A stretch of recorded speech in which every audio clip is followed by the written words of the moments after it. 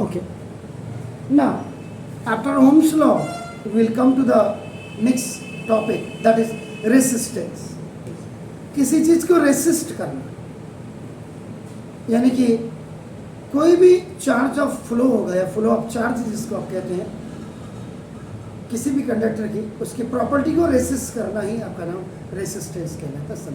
ना अगर आप if will talk about it's definition, so now it is that property, ये वो प्रॉपर्टी है आपका नाम ऑफ द कंडक्टर, किसी भी कंडक्टर, किसी भी वायर का जो आपका इलेक्ट्रिक करंट को आपका कैरी कर रहा है, आपका नाम विच रेसिस्ट, जो उसको रेसिस्ट करे, हिंड्रेंस पैदा करे, ना द फ्लो ऑफ करंट, आपका नाम देखो जैसे उस करंट पे आपका के फ्लो पे आपका नाम थ्रो इट, जब वो उससे बह रही हो तो नाम this is called the resistance का नाम, एंड इट इज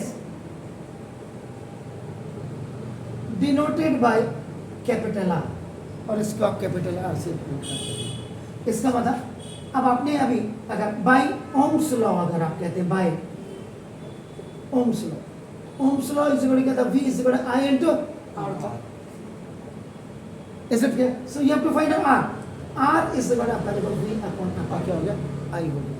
इसका मतलब the meaning of this कि now resistance is equal to now potential difference upon electric current.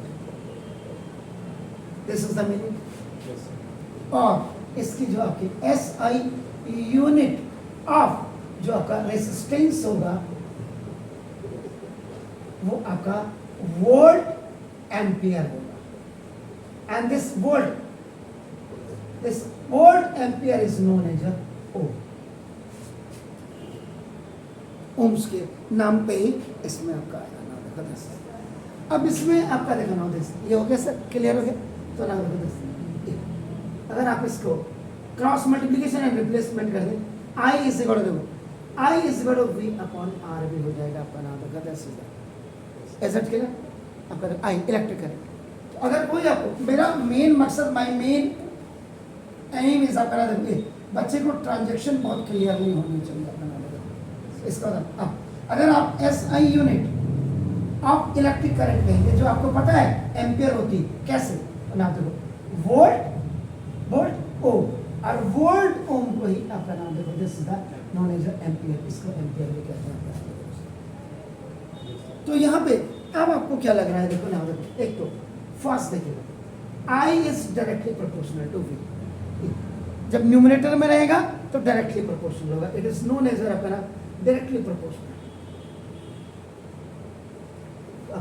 इसका मतलब क्या होगा, इसको अगर देखो if potential difference is double, अगर पोटेंशियल डिफरेंस डबल होगा देन इलेक्ट्रिक करंट इज आपका नाम इसका डबल।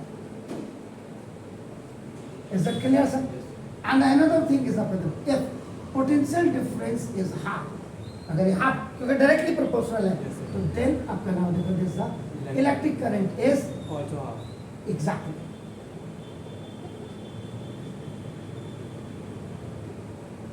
ये आपका ऑल्सो हाफ हो गया आपका। Is it clear sir? तो अब आपका इसका मतलब देखो दूसरी चीज I is inversely proportional to R, या R is inversely proportional to I भी आप कहते हैं, जब बट्टे हो जाता है रेसिप्रोकल हो जाता तो this is called the inversely. ये डायरेक्टली प्रोपोर्शनल, ये इनवर्सली प्रोपोर्शनल आपका होगा। इसमें देखो ना first if R is double, अगर R डबल होगा current is half, that's verified आपका नाम देखो दिस। एंड जब भी if R is half then current is double.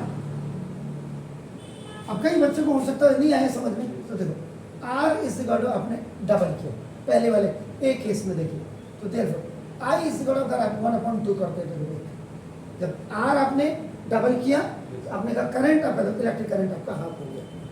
And इसी में देखो जब R is equal to half है, R is equal to half, तो देखो I is equal to 1/1/2 होगी correct. In place of R, you will keep this 1/2. So now A is separate and B by C is separate. आपका it is AC by B. तो आपका 2. 2 1 जा 2/2. So this is here. So when R is half, electric current I is equal to आपका ये double हो जाता है, twice हो जाता है। If potential difference is double, then the current also get double, and the potential difference is half, current is also half. ये कब होगा? जब डायरेक्टली प्रोपोर्शनल। और जब इनवर्सली होगा तो R is double, then current is half. When R is half, current is double.